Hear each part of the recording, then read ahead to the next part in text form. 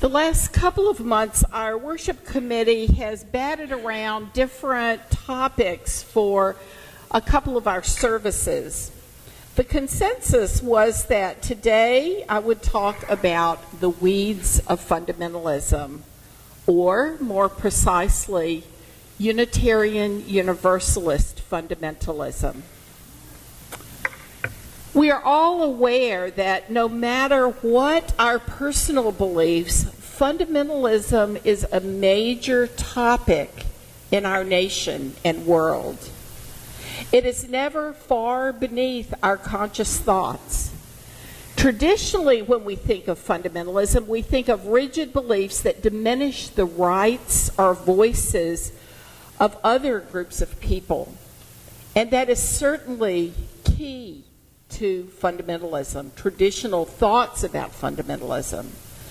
Today, when our nation and world seem more and more polarized, it's important for us to look deeper to the roots of fundamentalism that emerge from our basic human nature.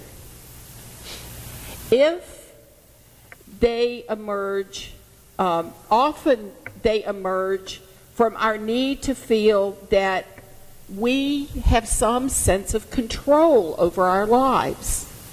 Those of us who have lived a long time realize that's sort of a joke at times.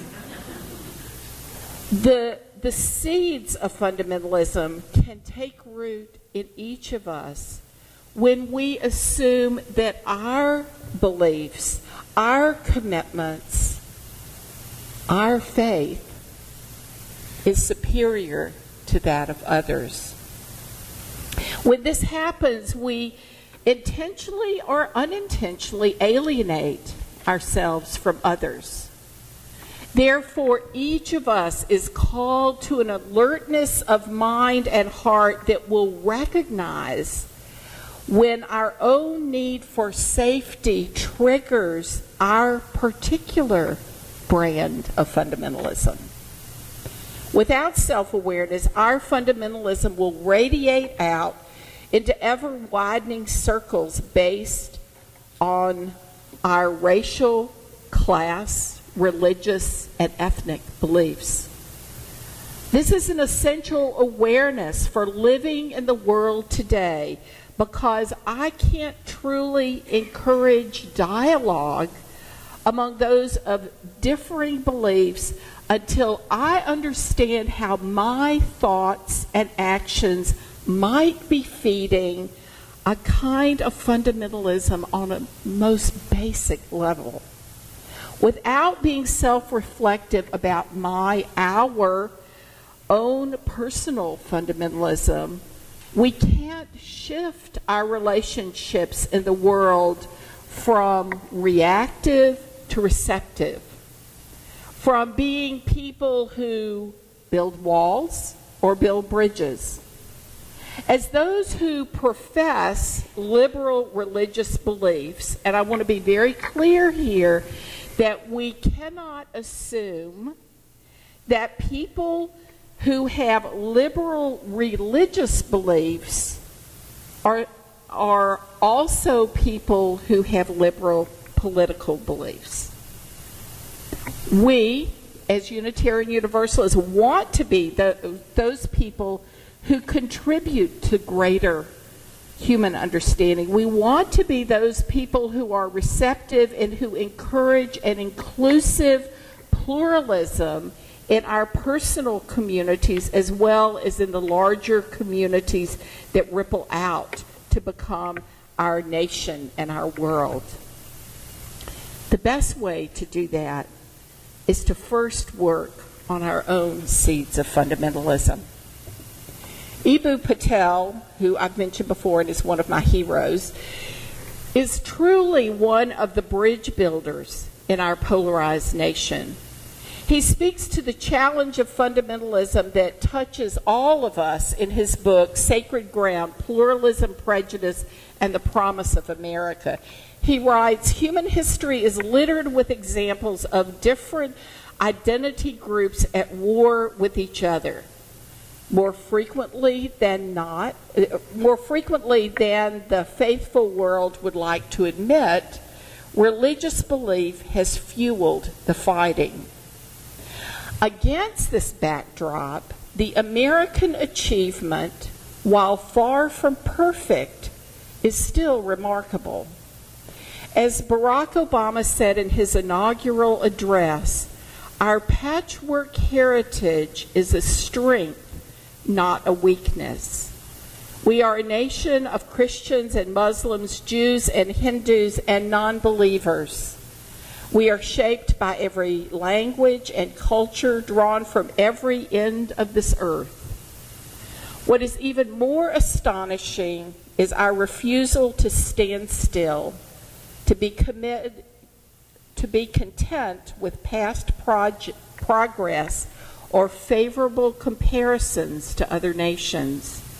We constantly seek to improve this pluralist, participatory patchwork democracy. And even with the internal threats of old beliefs and rising fundamentalism, since his book was published a couple of years ago, he writes, America's promise is to guarantee equal rights for all identities. This framework of rights facilitates the contributions of these many communities to this single country. That is America's genius. The idea is simple. People whose nation give them dignity will build up that society. When we say we are an immigrant nation, we mean more than just that various religious and ethnic groups settled here in America, bringing with them their Hebrew prayers and Hindu chants. We are recognizing the fact that the institutions they built benefited not just their own communities, but the common good for this country. The hyphen between Jewish, Christian, and American is not a barrier, it's a bridge. Those things that make you a better Catholic or Buddhist or Sikh, generosity, compassion, service, also make you a better American. America gains when its immigrants bring the inspirations of their particular heritage across the ocean to these shores and plant it in this soil. Like the diversity of our American society, we Unitarian Universalists are an immigrant faith. And just like our nation, we still have work to do to become a truly pluralistic faith. Here in this place, we're learning how to be bridge builders between and among those whose beliefs are different than our own. And just as our nation at this time in history grapples with whether or not it will honor its true strength, its pluralism of race, class, and religion, so we as a faith are learning to be truly embracing of the varied beliefs that we all bring to our fellowship. Grappling with fundamentalism on an individual human level is hard. It's intimate. I can't tell you how many times I restarted what I was going to say today, because there's no way to be uninvolved with this topic, because we have to acknowledge that there are ways we might be part of the problem. And we need to work on ourselves to be part of the solution.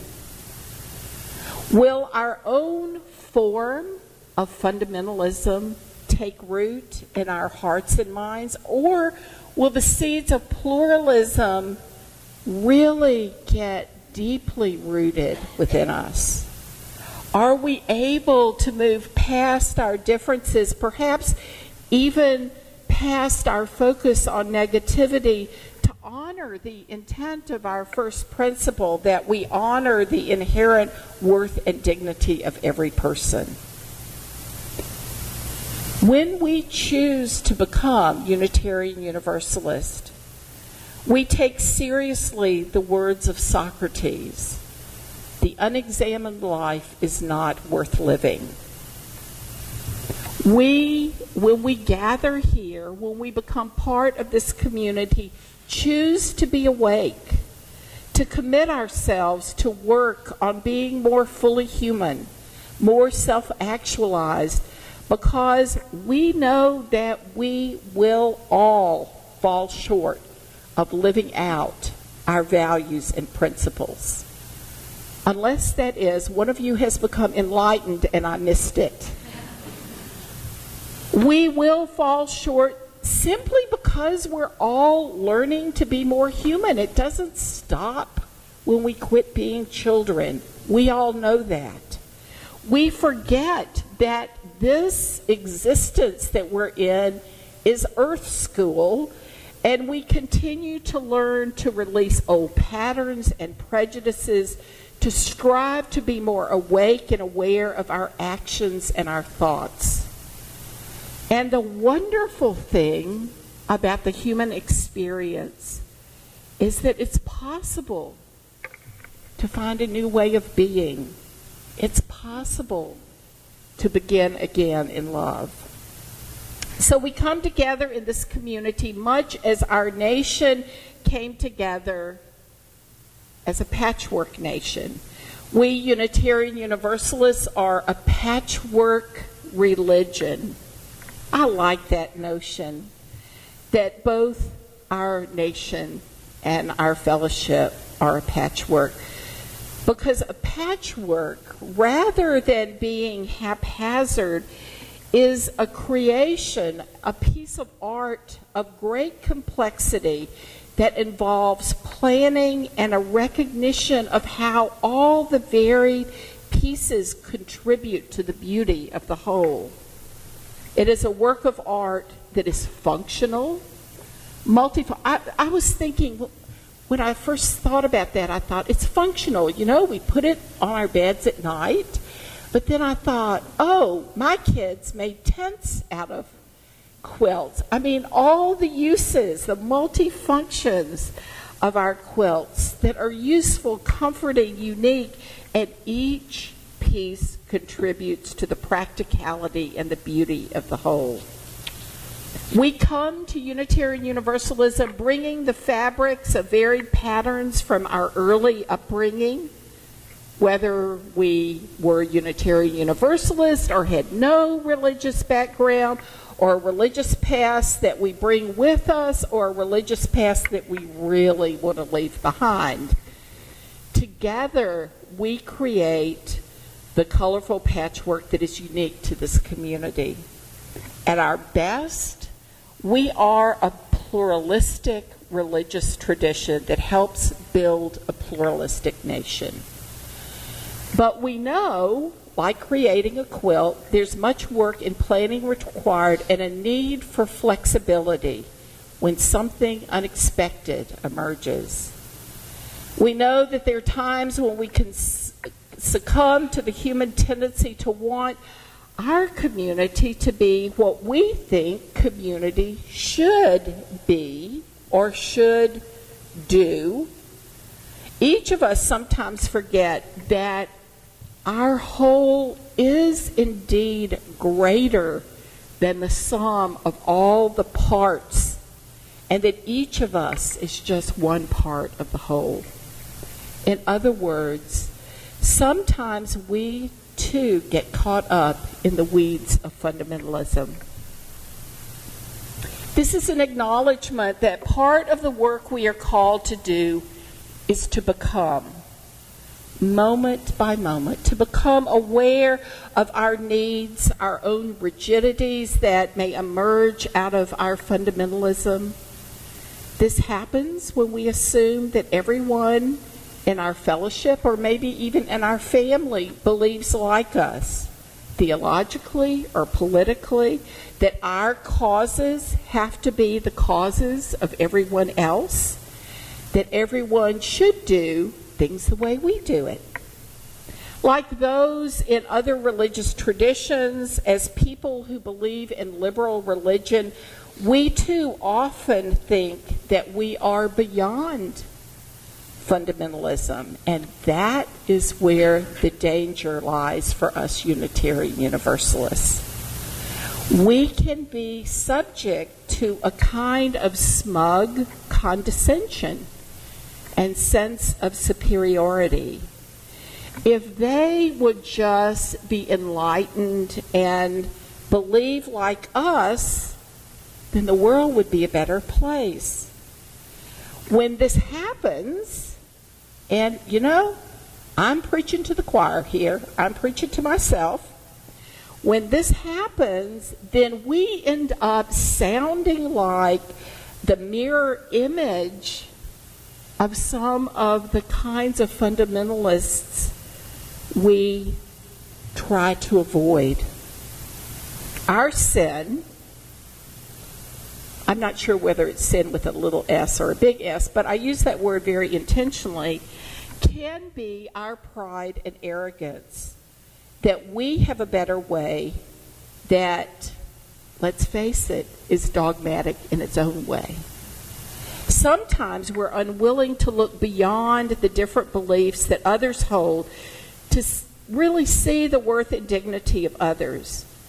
When we cannot do that, we are unable to build bridges of understanding that can help us create a truly pluralistic nation where all people matter. When we engage in our own weeds of fundamentalism, we forget to be self-reflective. Our task as people who have a liberal religious bent is to remain awake and honest about our deepest thoughts and feelings that can sometimes be so strongly felt that they keep us from being in relationship with others. As Jesus reminded us, we need to take the log out of our own eye before we remove the mote from someone else's. It's interesting that as Unitarian Universalists, we left behind the need for confession. Perhaps sometimes that's not a good thing to forget. Confession often keeps us honest with ourselves. Perhaps as we reflect on our own participation in fundamentalism, we need to return to an act of confession. So I invite us to turn to number 477. I need to read this periodically, so I'd like to invite us to look at this. I think I'll just read it. I'll read it, but you can read along. Forgive us that often we forgive ourselves so easily and others so hardly. Forgive us that we expect perfection from those to whom we show none. Forgive us for repelling people by the way we set a good example. I think we've all known or even been a few of those people. Forgive us the folly of trying to improve a friend. Forbid that we should use our little idea of goodness as a spear to wound those who are different. Forbid that we should feel superior to others when we are only more shielded. And may we encourage the secret struggle of every person. Sometimes confession is good for the soul. When it pulls us into mindfulness about thoughts and ideas that creep into our hearts and minds. Like everyone else, our fundamentalism emerges from our need to make the world a place where we can feel safe. to make the world into a place where we feel like we have some control in the midst of the chaos. So when we don't feel safe, we sometimes develop beliefs that involve a lot of ideas about what others should do and believe.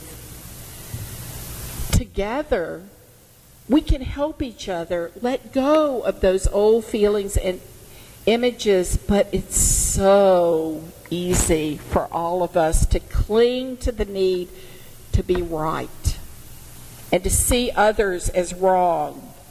It's so easy to fear change, to distrust those who are different from us, to distrust those whose beliefs are different. When we get caught in that sort of monkey mind of negativity about ourselves or others, then we're feeding our own personal, special brand of fundamentalism.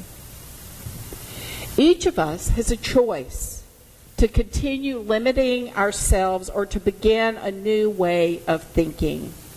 Václav Havel wrote this poem, "It is I who must begin. Once I begin, once I try, here and now, right where I am, not excusing myself by saying things would be easier elsewhere, without grand speeches and ostentatious gestures, but all the more persistently to live in harmony with the voice of being, as I understand it within myself. As soon as I begin that, I suddenly discover, to my surprise, that I am neither the only one, nor the first, nor the most important one to have set out upon that road. Whether all is really lost or not depends entirely on whether or not I am lost. Whether or not all is really lost, whether all is really lost or not, depends entirely on whether or not I am lost. Transforming the world begins right in here, as we open ourselves to authentic engagement with those who are different from us, both here and in our wider lives. We can work to gain the tools for living in a pluralistic world right here. We need to learn to engage with others not from our small understanding of what is right, but from an inclusive receptivity to see all people as people who need to feel safe and secure in their lives. And so we live out those needs for security and safety in very different ways, because we all need to live in hope. We all need to find joy in the world. Each of us needs to find a home where we are welcomed and acknowledged as unique and special. That's why it's so important for us to find where the seeds of our own fundamentalism lie. Because we need to be some of the people who are building a new way of being together. We need to truly honor the gift of our pluralism. We need to continue creating the patchwork quilt that weaves together the wide-ranging beliefs of those sitting here this morning. And to balance all this heavy stuff I've been talking to, for goodness sake, let's not take ourselves too seriously. Perhaps part of it is that we need to lighten up and realize none of us is going to be perfect, and it's okay. So I urge us to remember the most famous definition of fundamentalism, H.L. Mencken.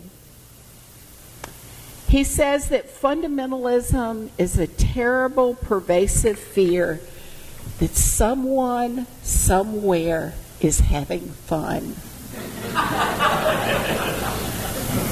There's something to this. Fundamentalism is too fearful, too restrictive, too lacking in faith to provide a home for the human spirit to soar. So let one of our commitments to one another be that we will help each other find ways for our spirits to soar, and that we will root out the weeds of fundamentalism that hold us back. And this way, each one of us is helping to build the beloved community. And I'm going to ask Ed to be Vanna White for just a couple of minutes, because I wanted to just have a couple of minutes to ask for a couple of responses about fundamentalism, our fundamentalism. Paula.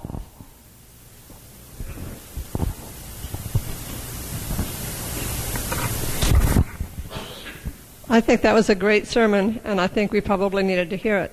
I will admit that I came here thinking, oh good, she's going to bash all those conservative fundamentalists, and I'm going to... Aha! Gotcha, Paula. You got me, and I'm going to just enjoy that and go, yeah, we figured it out, we're right, so you got me.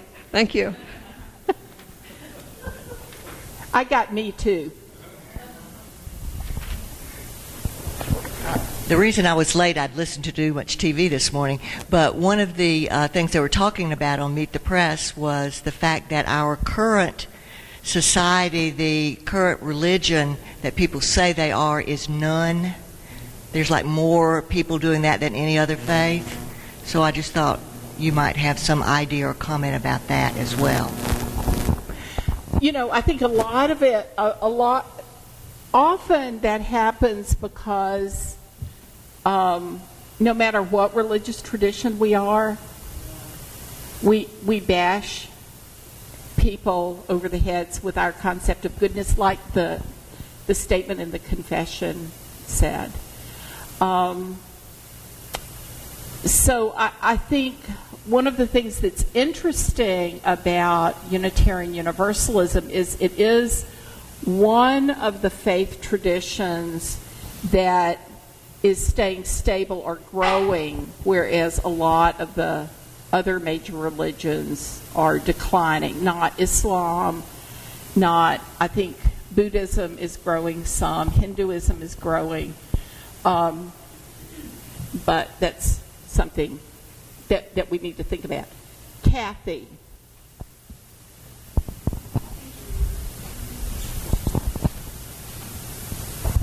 I spoke with my sister yesterday who lives in San Antonio, and she shared that the Texas legislature is considering mandating church attendance on Sundays.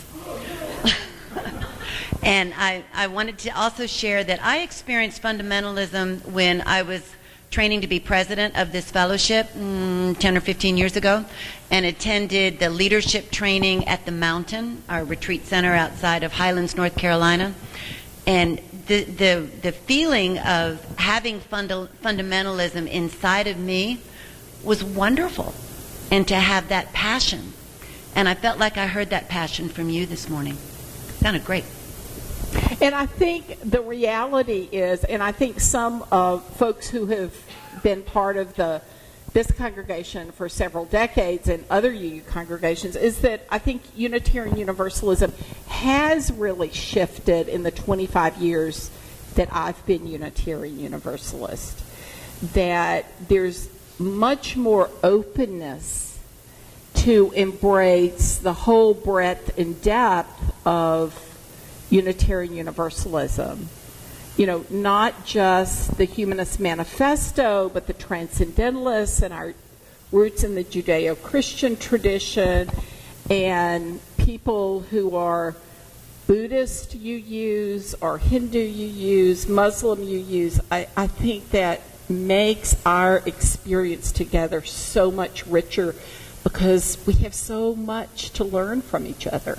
So, thank you. Susan. In another life, I was a Christian fundamentalist, and I remember going about in the community and hearing people talk and thinking, oh my goodness, those poor lost people. I have the way. Can you speak up just okay, a little I bit? said, I have the way, and they're lost. And then life took me away from that, and you got me, Terry, because there will be times when I'm out in the community and I'm listening to people who I used to be, thinking, oh my goodness, I'm so glad I'm beyond that. I have the way now. And it took me a while to realize I'm being just like I was before. You know, I've gotten no further until I realized that no one person has the way. In my current spiritual path, I've finally begin to say, I need to respect everyone's way of approaching the divine if I want them to respect mine. No? Jackie and Cindy, and then we need to sing a hymn. Long ago, probably when I became a Unitarian and left being a Catholic, decided that, one's theology is not the important thing. It's how you behave. And one of the greatest compliments I ever got was from my mother-in-law, who was a devout Catholic, who was concerned that her son and I were no longer Catholic. And she said to us once, I don't understand it because you're the most Christian people I know. And I knew what she meant by that, and it was such a wonderful compliment. Yes. Yes. Cindy.